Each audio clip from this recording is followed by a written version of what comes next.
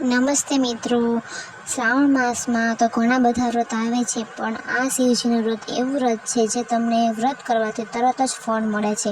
તો એ વ્રતનું નામ છે શિવ પુષ્ટિ વ્રત, જે આ વ્રત મહિલાઓ માટે ખૂબ ઉત્તમ છે અને દરેક માણસ આ વ્રત કરી શકે છે, નાનાથી મોટા લઈને.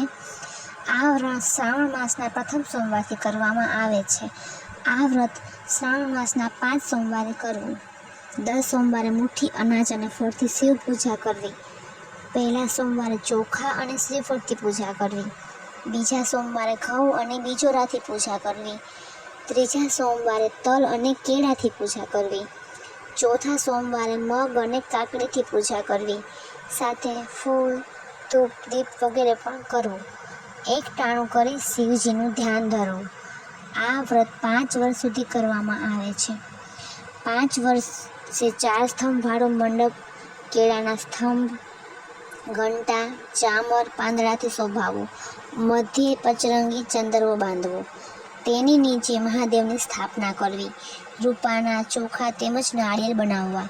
તલ, મગ, બીજોરા, કેળા, કાકડી ધરવા. બ્રાહ્મણોને જમાડી દાન અને આપી વ્રતનું ઉજવણું કરવું. આ વ્રતથી હજારો યજ્ઞ જેટલું ફળ મળે છે. તો મિત્રો, આ હતું શિવ પુષ્ટિ વ્રતની વિધિ. તો તમે પણ આ વ્રત જરૂરથી કરજો. આનાથી ખૂબ જ ઘણું બધું પુણ્ય મળે છે અને આપણા બધા પાપ છે, જાણતા અજાણતા થયેલા છે, એ નાશ પામે છે અને ભોળાનાથ આપણને શરણમાં લે છે. તો તમે જરૂરથી આ વ્રત કરજો. જય ભોળાનાથ.